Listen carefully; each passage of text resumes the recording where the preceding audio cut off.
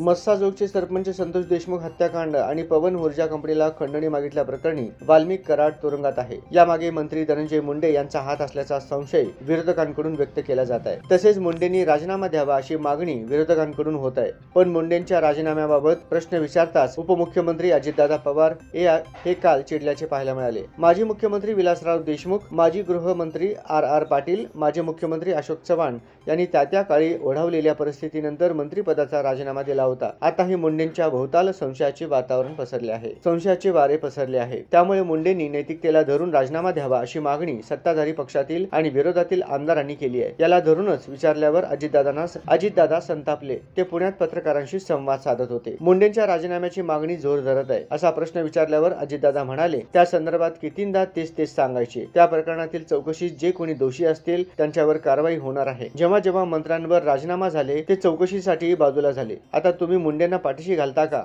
असे विचारल्यावर अजितदादांनी भडकत म्हटले, अरे बाळा, चौकशीला सामोरे कधी जातात? तुझी चौकशी केव्हा होईल? तुझे नाव नसेल तर उगाच चौकशी करतात का? यानंतर पत्रकार अजितदादांना वीज बिल माफी संदर्भात प्रश्न विचारत होते, पण चिडलेले अजितदादा न थांबता निघून गेले।